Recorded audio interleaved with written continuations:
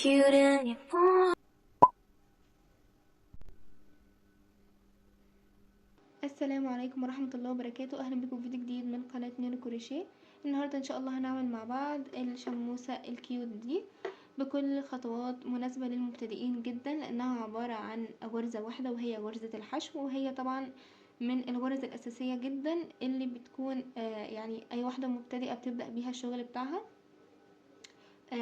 هنشتغلها ان شاء الله النهاردة بأبسط طريقة. تابعي معايا الفيديو عشان تشوفي الطريقة بالتفصيل، بس قبل ما نبتدي متنسيش تعملي لايك وتشتركي في القناة وتفعلي رمز الجرس عشان يوصلك كل جديد بننزله هنا في القناة. مش عايزة اطول عليكم، يلا بينا نبدأ الفيديو. الادوات اللي هنستخدمها: الخيط، طبعا هستخدم خيط لونه اصفر وخيط لون بني للرجل. ممكن تستخدمي اي نوع خيط، انا هستخدم ده اسمه خيط فوليا، وهستخدم معاه ابرة رقم 3. وهنحتاج العيون دي عشان يعني تكون عيون الشموسة بتاعتنا. ممكن تستغني عن العيون دي وتحطي اي عيون تانية متوفرة عندك، او تعملي عيون بالكروشيه بالخيط اصلا. وطبعا هو بيكون ليها الجزء البلاستيك ده من ورا عشان تتركب فيه كده زي كده. شايفين؟ هوريكم واحنا شغالين بيبقى شكلها عامل ازاي. وده ماركر عشان لو محتاجين نعلم غرز واحنا ماشيين، وفايبر عشان نحشي بيه الشمس في الاخر بعد ما نخلصها. ودي كده كل الادوات اللي هنحتاجها. يلا بينا نشوف الطريقة.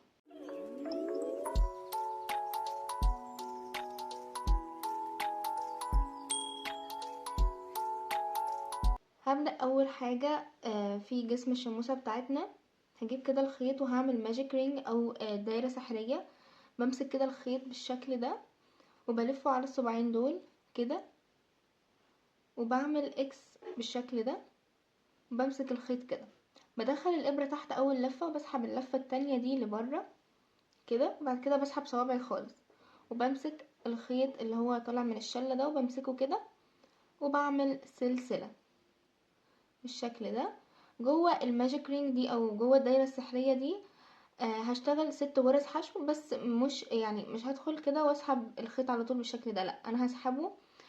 يعني بدخل كده الابرة جوه الدايرة، وبخلي الابرة فوق الخيط، وبسحبه كده بالشكل ده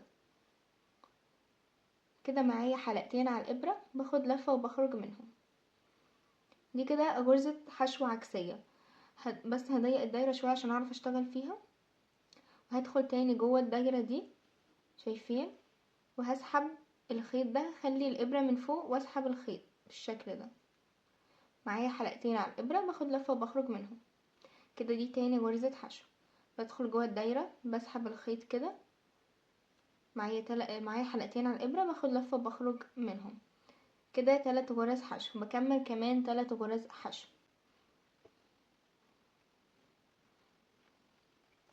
كده. معايا 6 غرز حشو.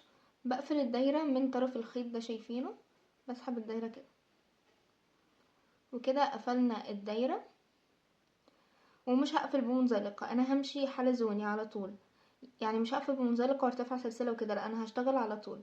بدخل في الغرزة اللي بعدها، شايفين؟ تحت الحلقتين اللي هي اول غرزة معانا في السطر، شايفينها؟ برضو بسحب الخيط، بخلي الابرة من فوق وبسحب الخيط. معايا حلقتين على الابرة، باخد لفة وبخرج منهم. دي كده اول غرزة معانا في السطر هنحط فيها ماركر. هجيب كده الماركر وهحطه في اول غرزة معانا في السطر، لان زي ما قلت لكم احنا ما قفلناش السطر، فاحنا كده ممكن طبعا يعني اكيد مش هنعرف اول غرزة فين، فاحنا بنعلمها بالماركر. لو مش متوفر عندك الماركر، ممكن تعلمي باي قطعة خيط تحطيها في اول غرزة وتشيليها في كل سطر، وهكذا. كده اول غرزة اشتغلنا فيها غرزة حشو. هدخل تاني في نفس الغرزة وهعمل فيها غرزة حشو تانية. بخلي الخيط فوق الابرة، بسحب الخيط بالشكل ده. معانا حلقتين على الابرة، باخد لفة وبخرج منهم كده. عملنا 2 غرزة حشو في نفس الغرزة، يعني تزايد. الغرزة اللي بعدها كمان 2 حشو في نفس الغرزة. بدخل فيها كده، بسحب الخيط وبعمل غرزة حشو كده. 1 ادخل تاني كده 2، وهكذا في كل غرزة هشتغل غرزتين حشو.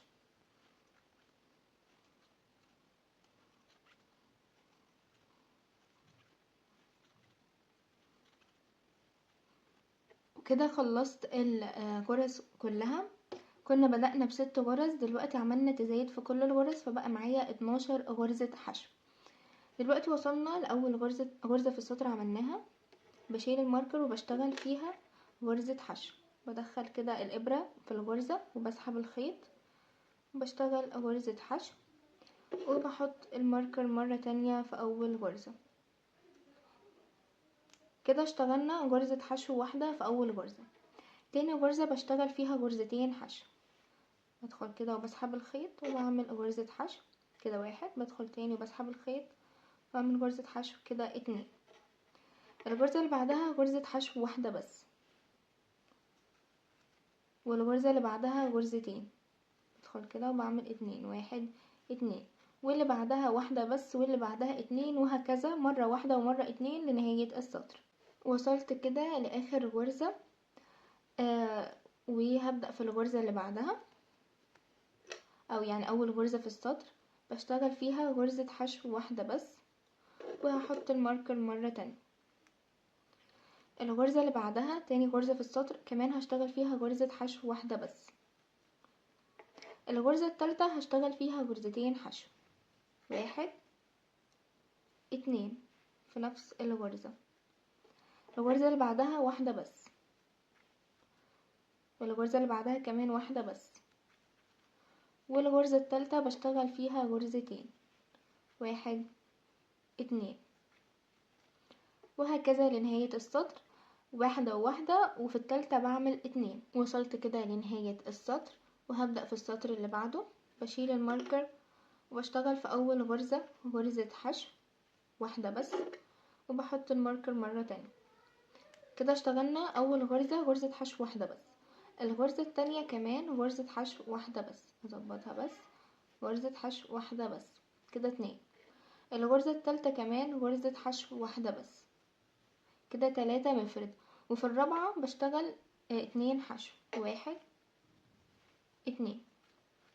هكرر تاني، هشتغل 3 عادي، يعني اول غرزة فيها غرزة واحدة، تاني غرزة فيها غرزة واحدة، تالت غرزة كمان فيها غرزة واحدة، والغرزة الرابعة بشتغل فيها غرزتين 1 2، وهكذا لنهاية السطر 3 عادي والرابعة تزايد. وصلت كده لنهاية السطر، وهشيل الماركر وهشتغل في اول غرزة حشو واحدة بس كالعادة، وهحط الماركر مرة تانية. دي كده اول غرزة في السطر. تاني غرزة كمان غرزة حشو واحدة بس، تالت غرزة كمان غرزة حشو واحدة بس، وكمان رابع غرزة حشو واحدة بس. والغرزة الخامسة هي اللي هشتغل فيها التزايد 1 2. هكرر تاني 4 مفرد 1 2 3 4، والغرزة الخامسة هي اللي فيها تزايد 1 2، وهكذا لنهاية السطر. وكده هيكون معانا التكرار لباقي السطور. يعني ايه؟ احنا دلوقتي بدأنا اول حاجة ب6 غرز، 6 غرز في الدايرة السحرية، بعدهم تزايد في كل الغرز، بعدهم تزايد في واحدة وواحدة لا، بعدهم تزايد في واحدة واتنين لا، بعدهم تزايد في واحدة وتلاتة لا، وبعدها 4 يعني تزايد في واحدة و4 لا، وهكذا. هكمل، هنبدأ السطر ب5 مفرد وبعدها تزايد، وهكذا نكمل السطر كله. اللي بعدها 6 مفرد تزايد، بعدها 7 مفرد تزايد، 8 مفرد تزايد، هكذا هكذا لغاية ما توصلي للمقاس اللي انت عايزاه ايا كان ايه هو. هتكملي على نفس الطريقة دي بالظبط. فانا هكمل بنفس الطريقة دي لغاية ما اوصل للمقاس اللي انا عايزاه. انا وصلت دلوقتي للسطر ال12، واللي هو عبارة عن 10 غرز حشو مفرد وبعدهم غرزة تزايد. السطر ال13 هنشتغله سوا. هشيل الماركر وهعمل مكانه غرزة حشو كده، دي اول غرزة حشو في السطر، وهحط الماركر مرة تانية، كمان غرزة حشو كده 2، 3 4 5. كده اشتغلت 5 غرز حشو. بعدهم هعمل تزايد 1 2. بعدها همشي طبيعي خالص واللي هو 11 غرزة حشو مفرد.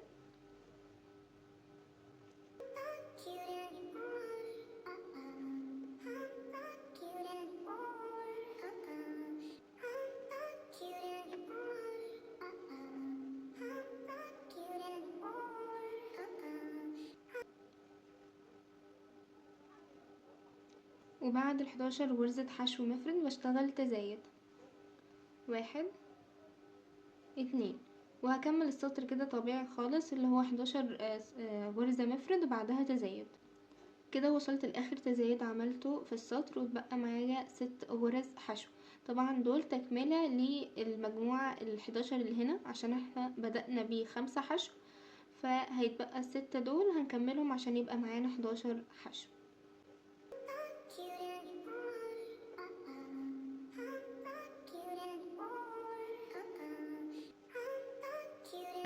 بعد ما خلصنا السطر ده كده احنا خلصنا جسم الشمس بتاعتنا وقصيت الخيط خلاص وهسحبه هشيل الماركر من اول غرزة دي وهنقفل السطر بان احنا بنسكب الغرزة دي، يعني بنسيبها خالص وبندخل في الغرزة اللي بعدها بس من ورا، شايفين كده، وبسحب طرف الخيط بالشكل ده.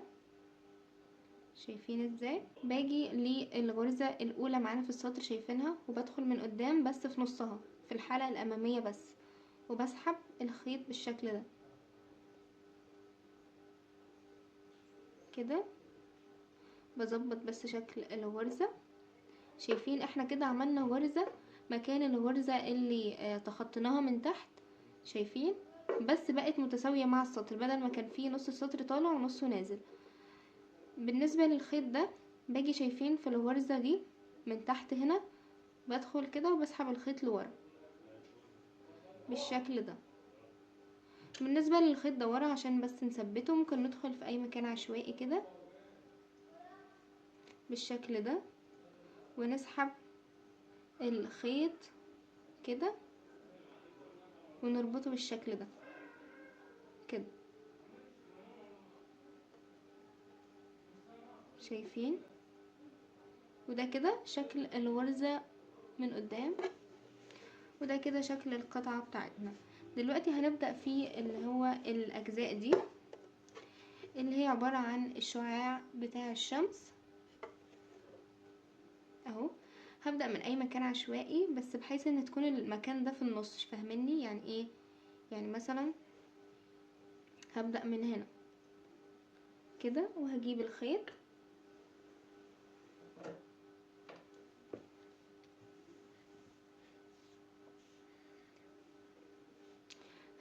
بالشكل ده وهعمل عقدة بداية. ممكن تعمليها من بره الاول بعد كده تدخلي الابرة في الغرزة، يعني الاول تعملي كده من بره عقدة بداية وتسحبي الابرة وتدخلي هنا وتسحبي الخيط او الحلقة يعني بالشكل ده، وبعمل سلسلة وبعمل بعدها 11 غرزة حشو 1 2 وهكمل 11.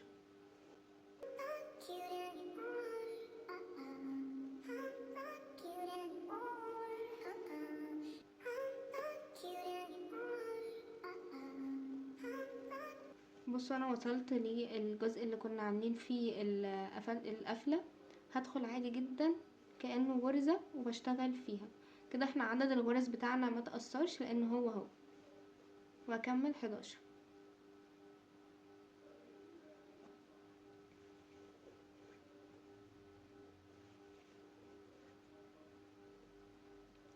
وكده عملت 11 غرزة حشو. بالنسبة للسطر اللي بعده بنرتفع سلسلة وبلف الشغل كده، بلف القطعة وبدخل جوه كل غرزة بشتغل غرزة حشو، يعني في النهاية هيبقى معايا 11 غرزة حشو.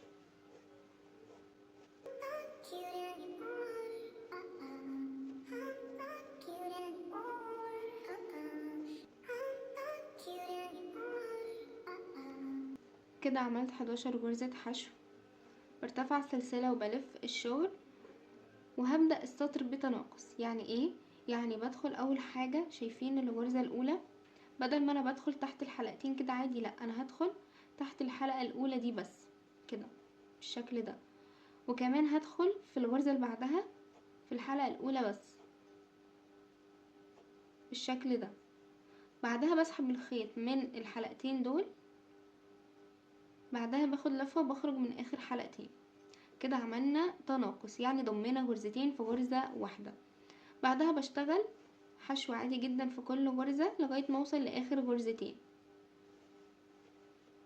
يعني كده لنهاية السطر.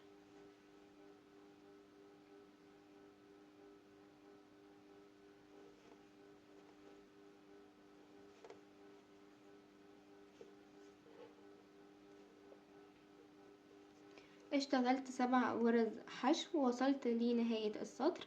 برضو هعمل تناقص بان انا بدخل في الحلقة الاولى او يعني الامامية من الغرزة الاولى والحلقة الامامية من الغرزة التانية، وبسحب الخيط من الحلقتين كده، معايا حلقتين باخد لفة وبخرج منهم. كده عملنا تناقص. برتفع سلسلة وبلف الشغل وبشتغل عادي جدا في كل غرزة غرزة حشو، يعني بشتغل 9 غرز حشو.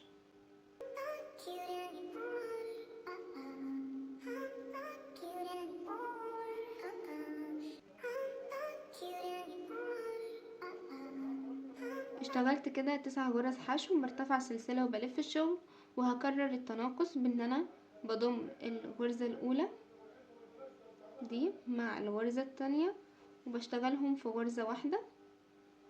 بعدها بكمل في كل غرزة غرزة حشو واحدة.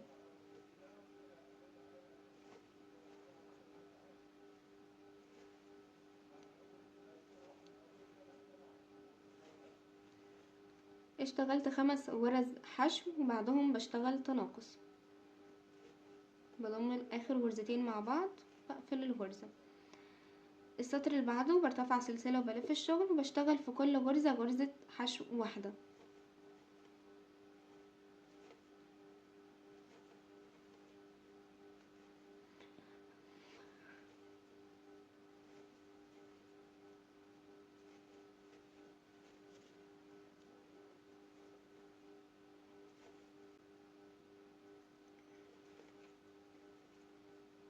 اشتغلت 7 غرز حشو، برتفع سلسلة وبلف الشغل وببدأ السطر بتناقص. الغرزة الأولى مع الغرزة التانية، وبعدها بشتغل حشو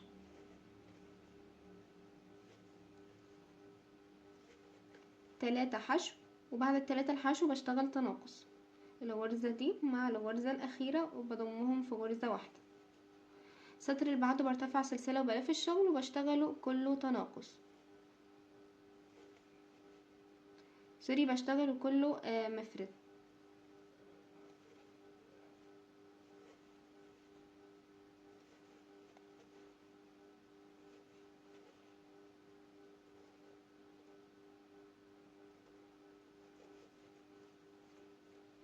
اشتغلت ال5 غرز حشو، بعمل سلسلة وبلف الشغل وهشتغل تناقص في اول غرزتين بالشكل ده، بعدها غرزة حشو واحدة بس، بعدها تناقص في اخر غرزتين،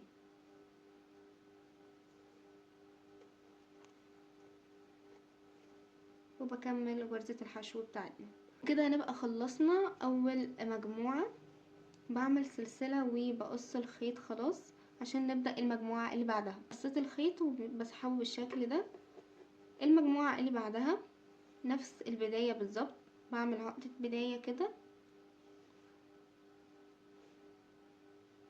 وباجي هنا الغرزة اللي بعد المجموعة على طول، يعني دي الغرزة كانت ال11 في المجموعة، اللي بعدها على طول بدخل فيها وبسحب الخيط بالشكل ده، وبعمل سلسلة، وفي نفس الغرزة بشتغل غرزة حشو ادي كده 1، بشتغل بعدها كمان 10 غرز عشان يبقى المجموع 11 غرزة حشو. خلصت كده ال11 غرزة حشو، وهكمل بنفس الطريقة، برتفع سلسلة وبشتغل السطر ده كله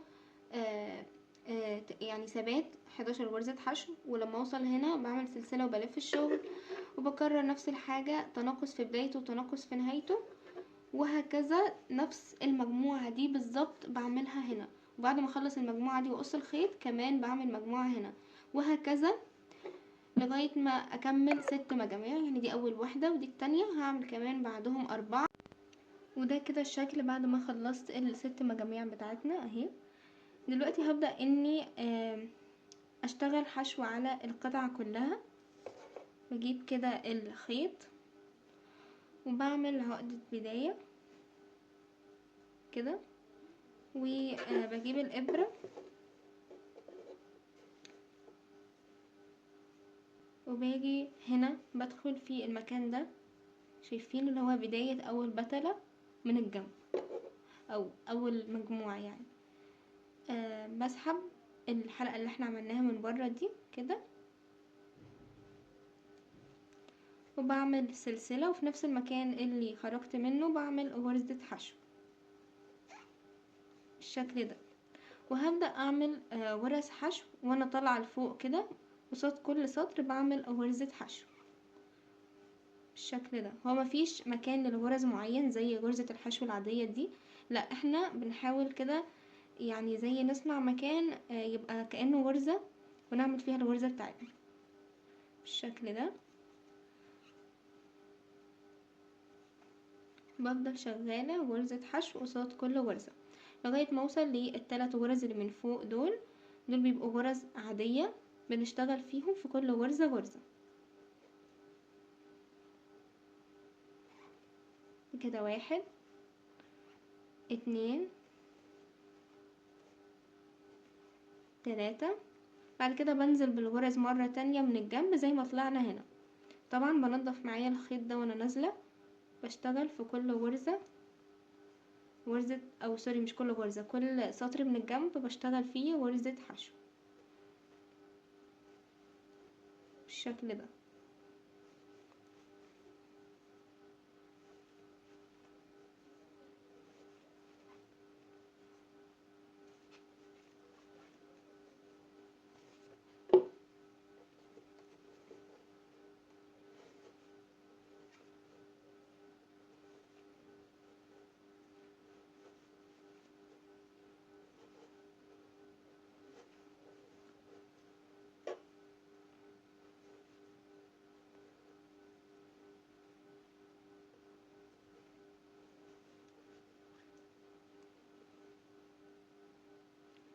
بالشكل ده كده وصلنا لنهاية القطعة الأولى أو المجموعة الأولى. بعدها بشتغل غرزة حشو برضو في بداية المجموعة التانية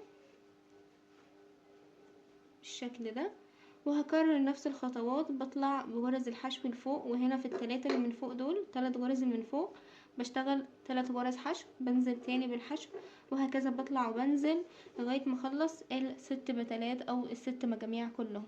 ده كده بعد ما خلصت القطعة كلها هحطها بغرزة الحشو، وده كده شكلها. دلوقتي هحط العيون اللي هي دي. طبعا ممكن تحطي اي عيون متوفرة عندك، او ممكن تعمليها كمان بالكروشيه. بتحددي مكان العيون اللي انتي عايزة تحطيه.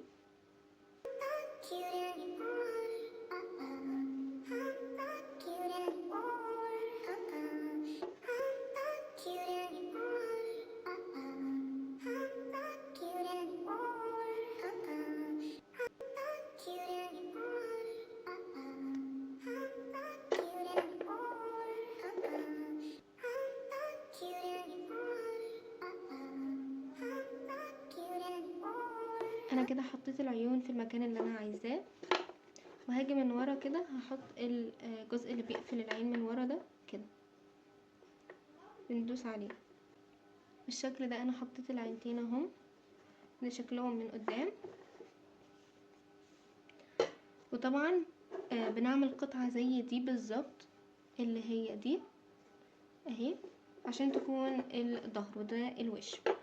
دلوقتي انا قصيت الخيط في الاولى دي اللي هي الظهر، والتانية سبت فيها لسه الخيط لسه مقصتوش، عشان دلوقتي هعمل القدم اللي هي دي الرجل بتاعت الشموسة، نعملها سوا باللون البني.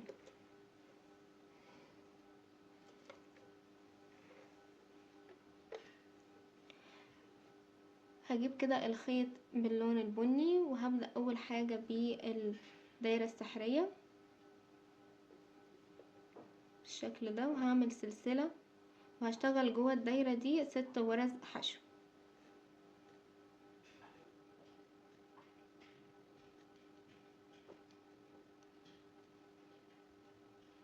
خلصت ال6 غرز حشو، بقفل كده الدايرة من طرف الخيط،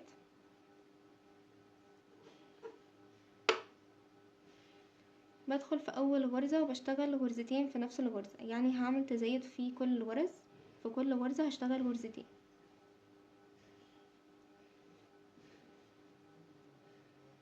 دي اول غرزة هشتغل فيها غرزتين، 1 2، وهكذا في كل غرزة. خلصت كده السطر كله، بقى توتال معايا الغرز 12 غرزة، لان احنا اشتغلنا غرزتين في كل غرزة. السطر اللي بعده ده هشتغل اول غرزة غرزة حشو واحدة بس، الغرزة التانية غرزتين، 1 2، وهكذا لنهاية السطر، غرزة بعمل فيها غرزة واحدة وغرزة بعمل فيها غرزتين، والتوتال معايا هيبقى 18 غرزة حشو. كده خلصت السطر الثالث. السطر اللي بعده هيكون ثبات، يعني بشتغل في كل غرزة غرزة حشو واحدة بس، يعني في نهاية السطر هيبقى توتال معايا 18 غرزة حشو برضو.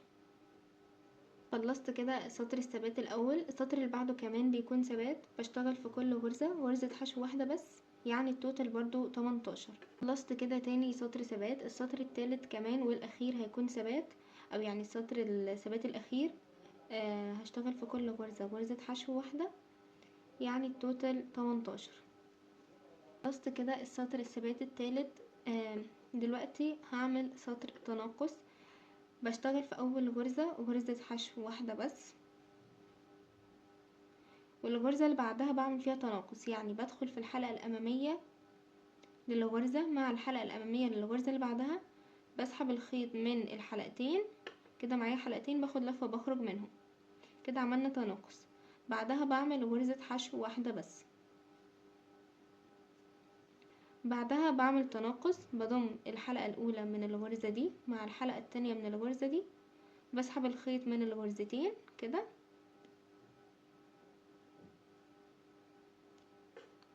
معايا حلقتين على الابرة، باخد لفة وبخرج منهم، الغرزة بعدها غرزة واحدة واللي بعدها تناقص، وهكذا لنهاية السطر. خلصت كده السطر للنهاية، وتوتال الغرز معايا 12 غرزة حشو. السطر اللي بعده هيكون ثبات، بشتغل في كل غرزة غرزة حشو، يعني التوتال برضو هيكون 12 غرزة حشو. خلصت كده السطر الثبات الاول. اللي بعده كمان هيكون ثبات، بشتغل في كل غرزة غرزة حشو واحدة للنهاية، وهيكون ده تاني سطر ثبات. هشتغل كمان بعدهم 3 عشان يبقى توتال 5 سطور ثبات. كده انا خلصت ال5 سطور ثبات بالشكل ده. بشيل بس كده الابرة، وهحط الفايبر في الجزء اللي من تحت ده بس، يعني مش هاملة فايبر لفوق، لا هيكون الجزء اللي من تحت ده بس.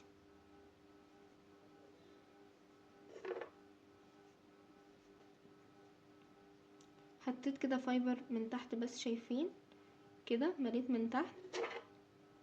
هاجي دلوقتي هحط الابرة مكانها تاني، وهدخل في الغرزة اللي بعدها اللي عليها الدور، اللي هي اول غرزة في السطر دي، وهحاول كده الف القطعة بتاعتي وادخل في اول غرزة، شايفين اللي هي دي اول غرزة في السطر، هدخل فيها مرة تانية من جوه كده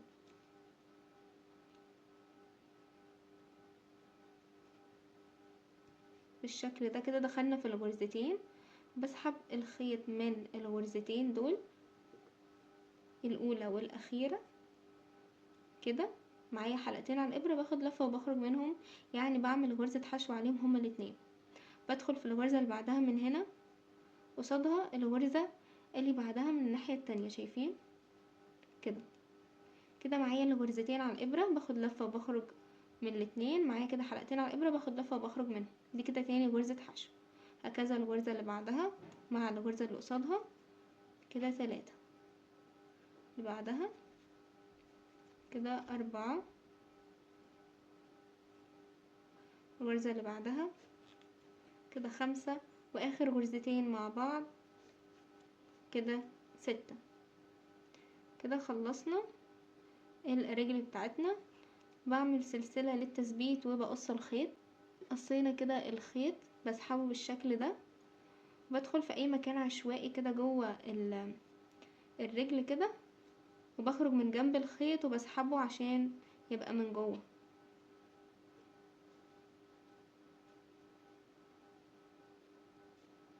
بالشكل ده. بسحب بس الابرة وبظبط القطعة بتاعتي. كده خلصنا الرجل وكمان نضفنا الخيط بتاعها. وبنعمل طبعا رجل تانية عشان يبقوا سوا كده، نحطهم جنب بعض في الشمس بتاعتنا. دلوقتي هنيجي هنا للوش والظهر اللي عملناهم. طبعا احنا عملنا 6 مجاميع دول، ومن تحت هنا في 12 غرزة حشو. دول اللي هنخيط فيهم الرجل، او مش هنخيط يعني، احنا اكشلي هنشتغل الرجل مع التشبيك بتاعنا. تفهموا قصدي دلوقتي دي الشموسة بتاعتنا. بمسكها كده بالشكل ده، شايفين؟ وكمان بمسك القطعة دي، شايفين؟ بخلي الوش كده والظهر كده، يعني بخلي الظهر هو اللي بيبص للجزء ده كده، بحطهم على بعض، يعني بحيث لما يبقى ده شكلها من بره،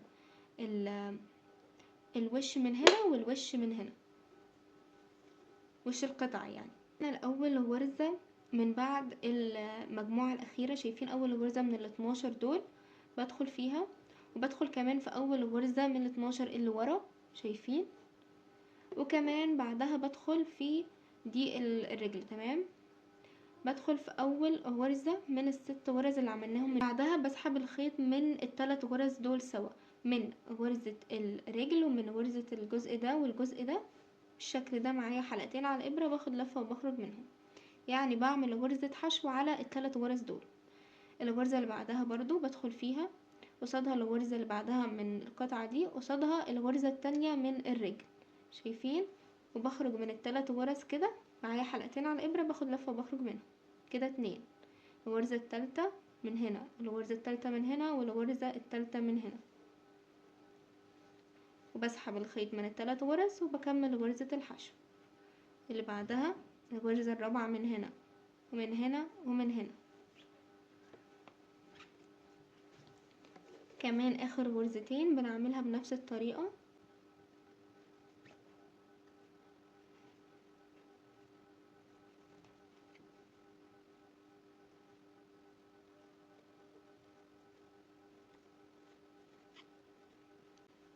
وكده خلصنا اول رجل واول 6 غرز من هنا ومن هنا، وخلصناها طبعا مع الرجل دي، شايفين ده شكلها. دلوقتي هبدأ ادخل في اول او يعني الغرزة اللي بعدها من هنا، قصادها الغرزة اللي بعدها من هنا، واول غرزة من الرجل التانية كده، وبسحب الخيط من ال3 غرز وبكمل بعدها غرزة الحشو. بكمل بنفس الطريقة، الغرزة اللي بعدها من هنا والغرزة اللي بعدها من هنا والغرزة التانية من هنا، واكمل غرزة حشو.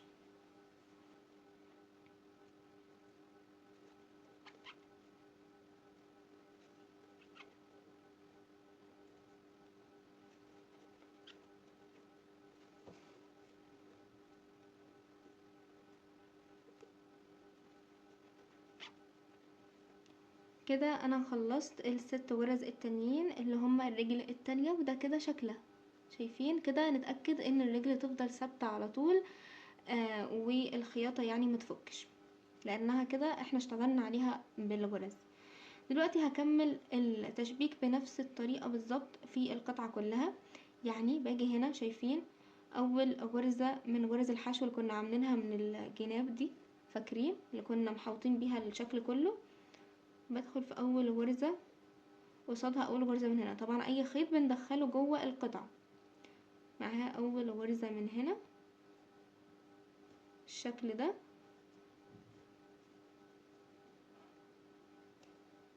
بسحب الخيط من الغرزتين، معايا حلقتين على الابرة، باخد لفة وبخرج منهم.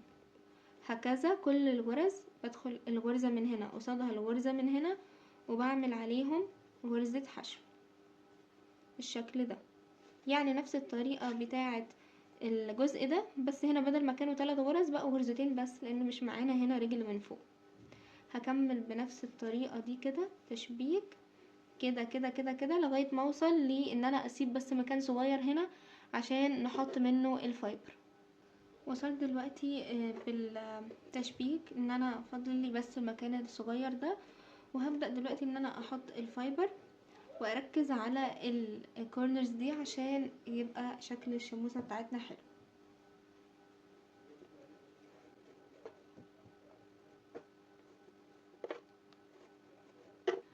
بعد ما بحشي الشموسة بتاعتنا بالفايبر وبتأكد كده ان الاماكن دي اتملت كويس، بكمل دلوقتي التشبيك بنفس الطريقة اللي شغالين بيها، واللي هي بنضم كل غرزتين ونعمل عليهم غرزة حشو بالشكل ده. وطبعا بعد ما بنوصل للنهاية كده خالص بنحط شوية فايبر كمان عشان نملأ اخر جزئين دول، لان هما كده مش مليانين. وده كده بعد ما خلصت واشتغلت بغرز الحشو لغاية الجزء ده.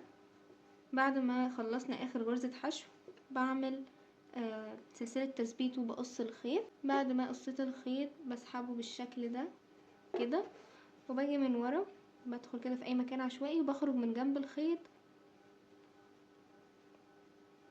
بالشكل ده. بسحب بس الابرة. وده كده شكل الشموسة بتاعتنا كشكل جمالي. بنضيف البلاشر عشان يعني يبقى في الجزء ده كده. دي خطوة اختياري، بس انا بحس ان هي يعني بتزود من حلاوة القطعة ايا كانت هي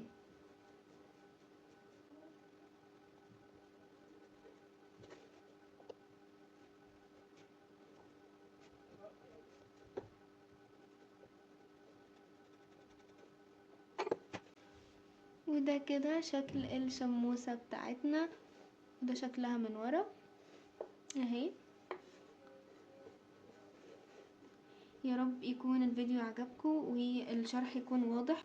لو عجبكم الفيديو متنسوش تعملوا لايك وتشتركوا في القناة وتفعلوا رمز الجرس عشان يوصلكوا كل جديد بننزله هنا في القناة. وبس كده اشوفكم فيديو جديد. السلام عليكم ورحمة الله وبركاته.